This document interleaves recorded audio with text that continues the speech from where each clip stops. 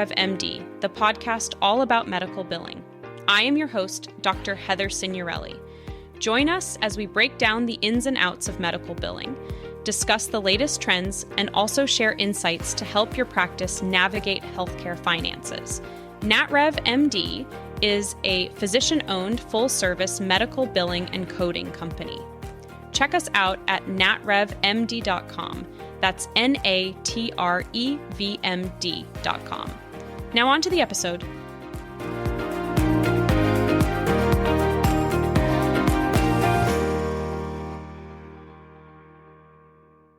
Welcome back to this week's podcast, all about the top things that we have seen that make healthcare practices succeed.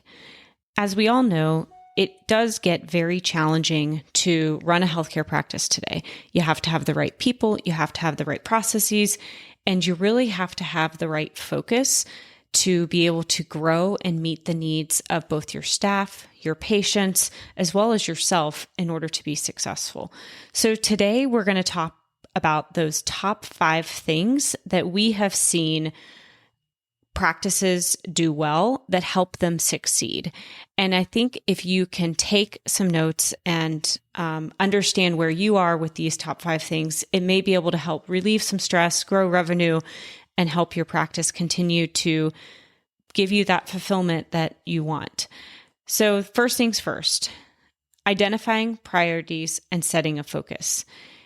It is extremely important that every healthcare practice, the owners, have a focus around what do they want from the practice? What are the priorities of the practice? Is that stabilization? Is it growth?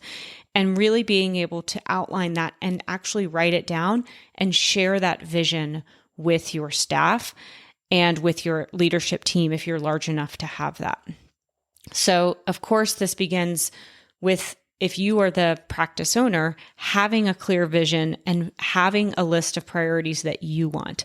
And that may take some time, just you, yourself, sitting down and writing things down so that then you can have a clear picture. Then you can communicate that clear picture to your staff. So what we typically recommend is goal planning, right? And we do this in our own business. And I think many successful businesses really take the time to do this because, again, it gets everybody on the same page. Everybody's aligned to where you're going, what the plan is, and how you're going to get there. And this can be through multiple things. First, starting out with yearly goals, right? Identifying 3 major goals for the year. This could be expanding your practice, improving patient satisfaction, or just increasing revenue by a certain percentage, whether that's based on gross revenue growth or expense reduction, depending on where you see there to be an opportunity. And then what you do is you take those 3 major goals and you break them into quarterly goals. So then you can take them into quarterly objectives. So for example, if one of your yearly goals is to increase patient satisfaction, then a quarterly goal could be to implement a new patient feedback system, right? You've got to understand what's going on in order to improve it. So quarterly goals allow you to take those high-level things you want to achieve this year and break them down so that you can be task-oriented. Then next, you take those quarterly goals and put them into actionable monthly tasks and making sure that you're giving those tasks an owner, right? Is it you as the physician owner or you as the practice owner, or are you tasking those to your office manager or to your front office lead? So obviously, if we kind of go along with this same previous example, this may be in training a new staff member on this feedback system as that monthly goal.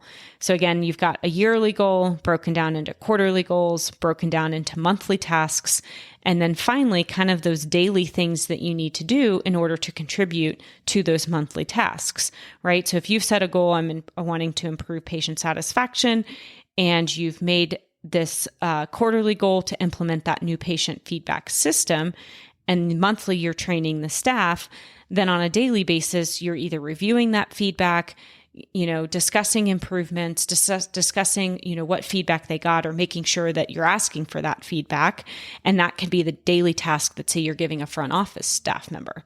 So you can see how this can contribute and be able to help make your success greater if you have this all written down, if you have it communicated, and if you have a plan.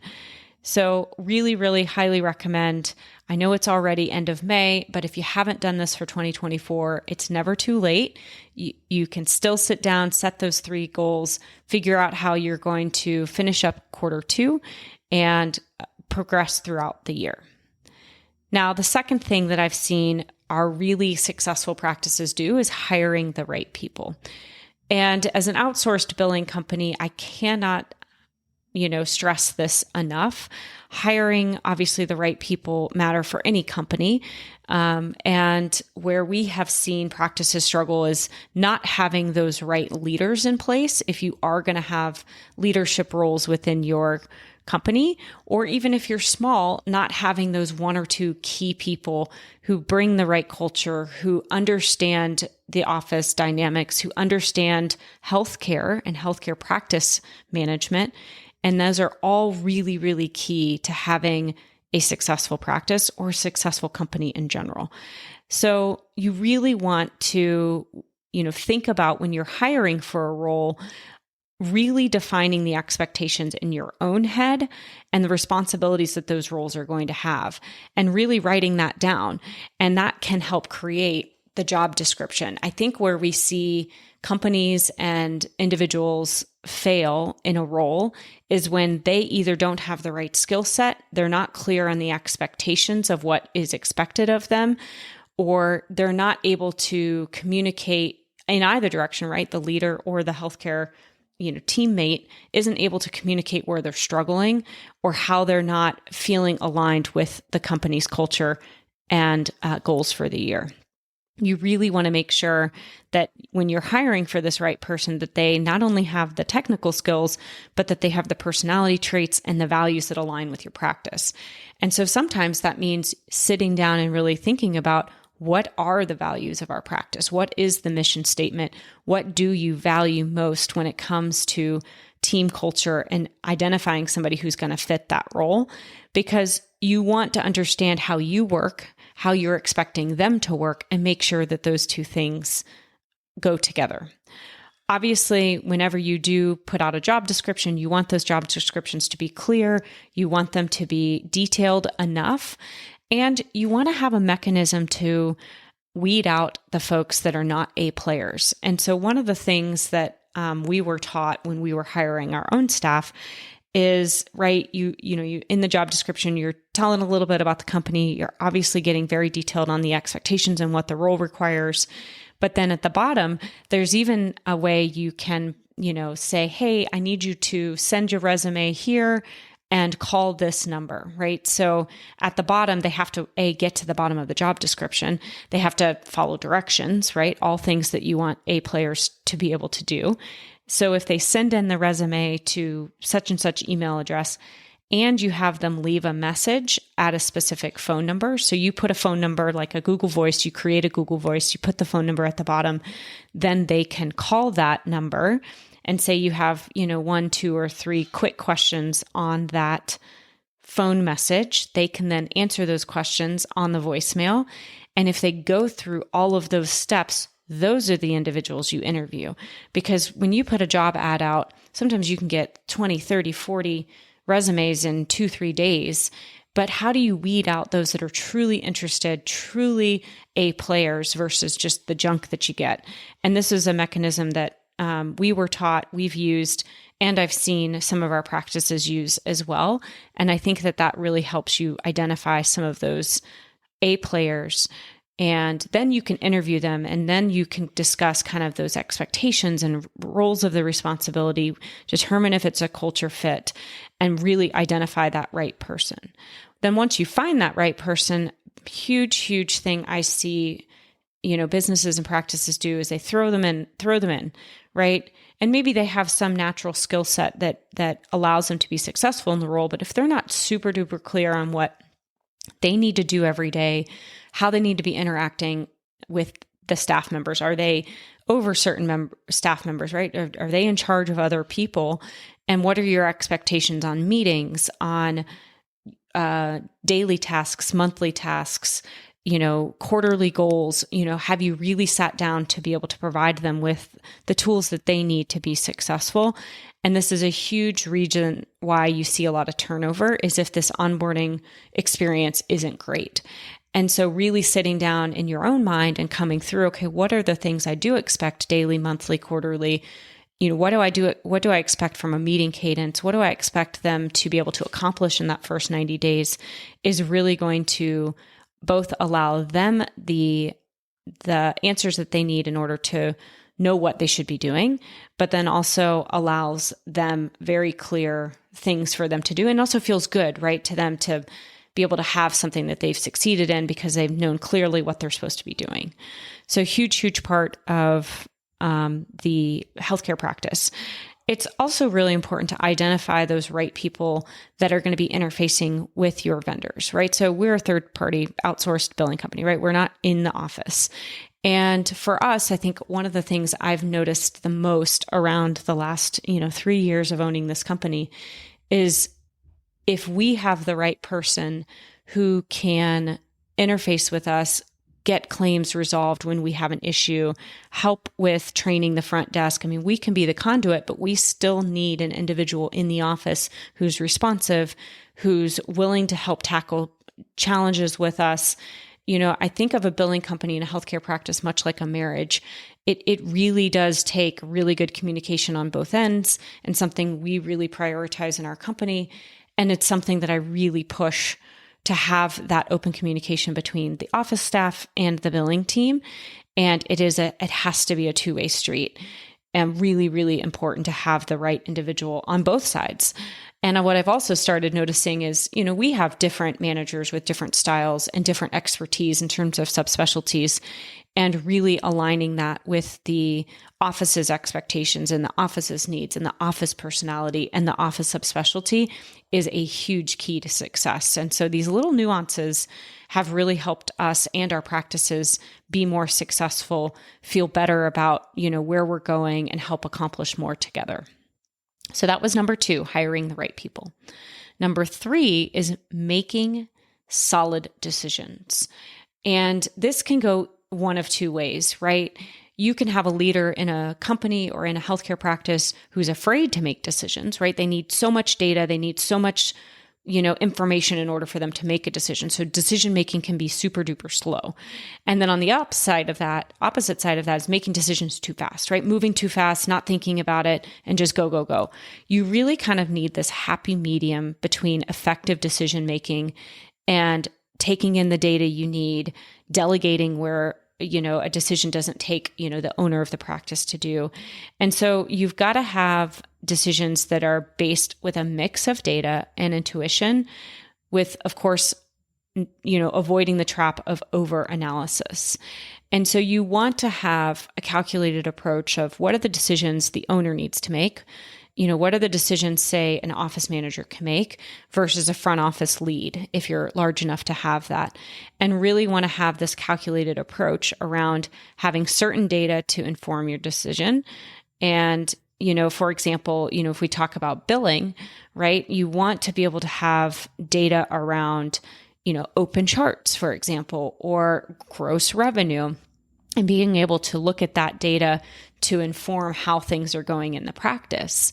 But you don't want to get so much into the weeds of looking at every single, claim and not being able to level up at the big picture when you're trying to assess a process. Obviously, as I mentioned, you really want to avoid over-analysis, and you don't want to get in that analysis paralysis, they say. And you got to trust your people, trust your intuition, trust your experience to make timely decisions. And of course, there's always this balance of getting input from your staff members versus making an executive decision. And so balancing all of this is really important. I think some of this is personality. I think some of it is practice. And I think some of it is having the right team so that you can delegate certain things and you don't have to make every single minor decision in the practice. And that does take the right people. So it kind of goes back to number 2, right? Hiring the right people. Number 4, Metrics, metrics, metrics. And I'll share an example. We were recently looking at a practice who had come to us asking for some help. They were really struggling with their billing team. And what it came down to is they did not have any metrics. And actually their software did not provide the level of metrics that they needed. And I can't underscore this enough. Software is a huge part of the billing process and a huge part to you being successful. And this does, this is impacted by certain softwares. There's a lot of free software out there. There's a lot of software that, may have come with a practice that you were partnered with or whatever.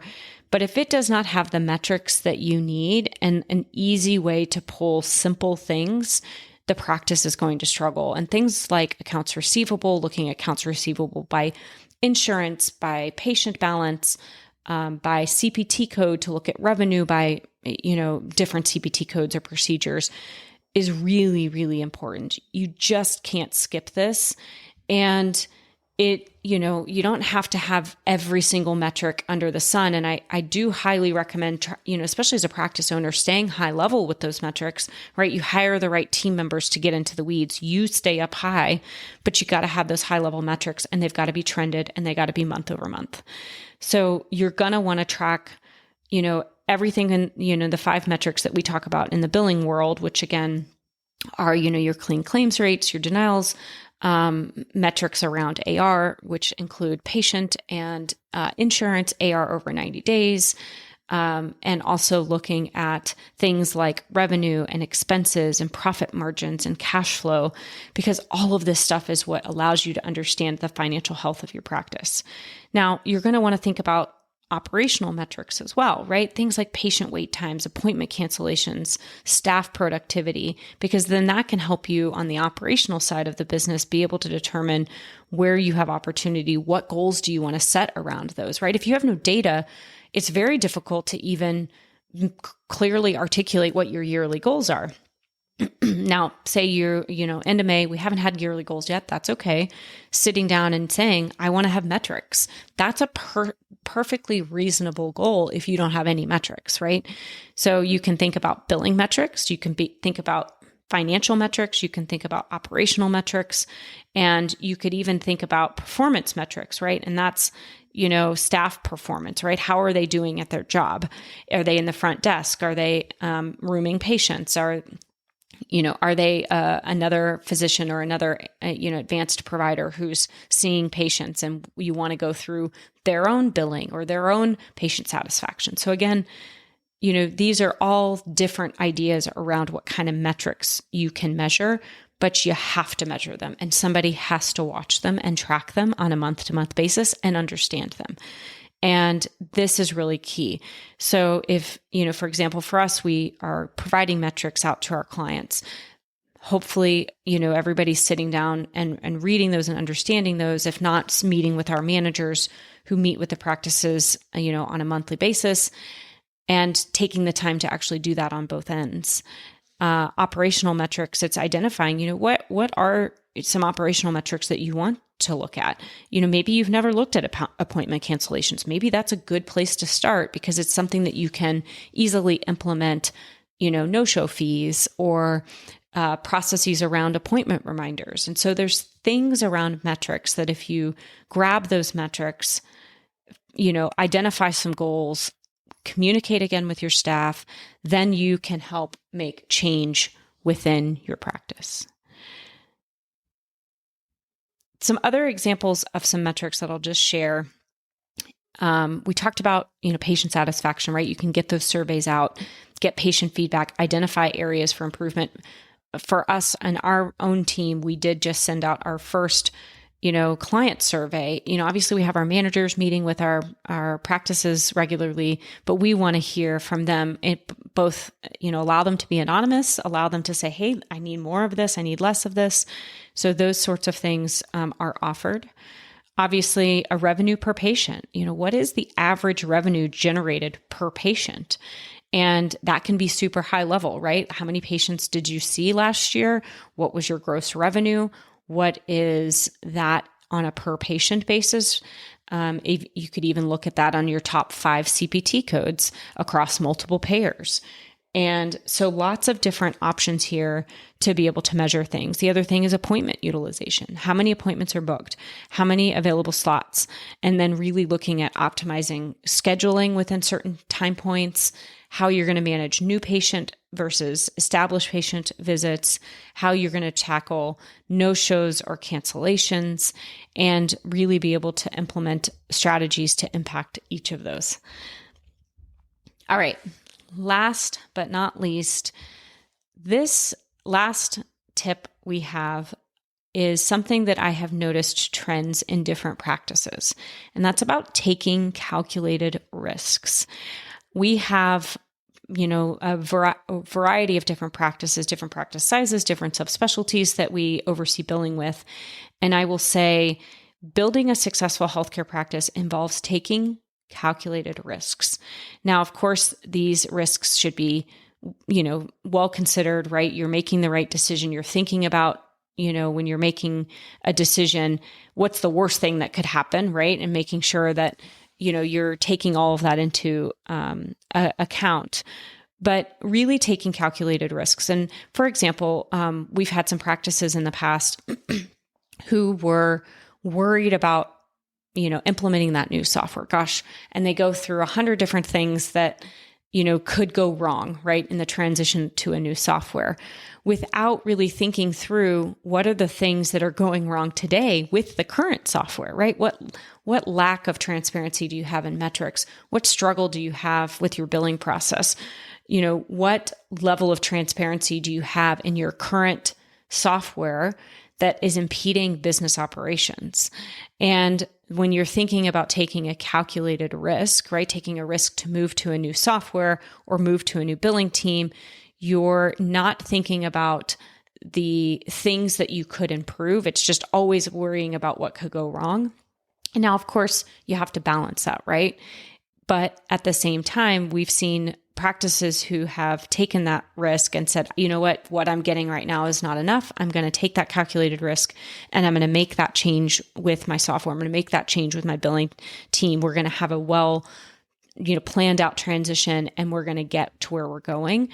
And so it's really important when you're thinking about risk, whether it's risk in hiring a new provider, risk with changing software or vendors, all of these things really you're going to want to do three things, right? You're going to want to assess potential outcomes, right? Evaluate that best and worst case scenarios for any decision, right? So if it's expanding your practice, it could increase revenue, but also may strain resources or increase expenses. So you've got to really think through, is it the right time to expand your practice? Do you have the patient volume needed to add a third provider, for example? Obviously, you're going to want to plan for contingencies, really having a plan for how to pivot if things don't go expected, or have a plan around what are the check marks that you want to check off in order to go to that next phase so you feel comfortable and confident that you're going to be able to do it successfully. And then the last is risk versus reward, weighing those potential rewards against the risks. If the potential benefits significantly outweigh the risk, then it may be worth taking the leap. So in conclusion, today we talked about those top 5 things that we're seeing successful practices use, both in coordination with our billing services as well as independently. And it really hinges on things like clear goal setting, strategic hiring, informed decision making, but not becoming, having analysis paralysis, effectively using the metrics or creating metrics if you don't have any today, and of course, the willingness to take on calculated risks. So by focusing on each of these key areas, both independently, if you're the physician owner or the practice owner, or with your leadership team, is really, really important to build that robust and thriving healthcare practice. And of course, be able to continue to grow your revenue. So I hope that this week's podcast helped you kind of frame through what you should be thinking about as we get ready to finish up Q2. Again, it's never too late. And if you are looking for a new billing team, head over to NatrevMD, NatrevMD.com. Fill out your practice analysis if you're interested in kind of seeing a first glance of how things are going in your own practice, or shoot us an email at natrevmd.com, and happy to set up some time to go through you and your practice's needs. I hope you have a great weekend and are enjoying getting ready for summer. We'll talk to you soon.